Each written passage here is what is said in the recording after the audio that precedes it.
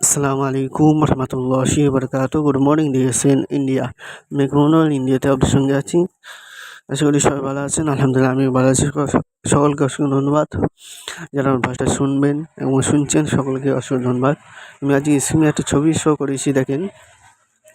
এই ছবিটা উপরে যে ছবিটা আছে ওইটা হচ্ছে একটা চারা গাছ কেটে মানুষ ছায়া করে গেছে, ছাদের ছায়া করে গেছে।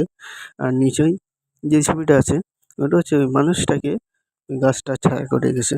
এর থেকে বোঝা যায়, দেখেন, আপনি গাছটা যখন গাছটা যখন ছোটো ছিল তখন গাছটিকে মানুষটা এসে ছায়া করেছিল, যত্ন নিয়েছিল যেন ঝড় বৃষ্টিতে গাছটা যেন কোনো কিছু না হয়, গাছটা যেন মরে না যায়।